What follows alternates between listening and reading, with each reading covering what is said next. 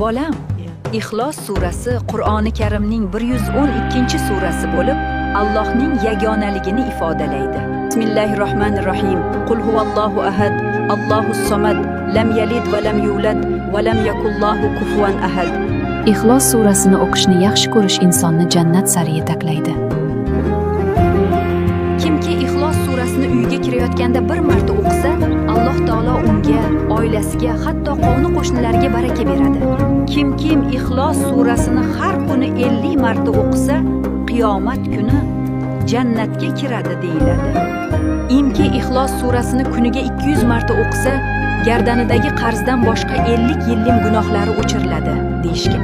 Uxlashdan oldin o'ng tomonga yotib 100 marta o'qigan kishi jannatga o'ng tarafdan kiradi. Agar bir kishi vafot etar chog'ida Ixlos surasini o'qisa, qabrda azoblanmaydi, Sirot ko'prigidan omon o'tadi. Agar videoni shu yergacha ko'rgan bo'lsangiz, amin deb yozib qoldiring va yaqinlaringizga ham jo'natib qo'ying.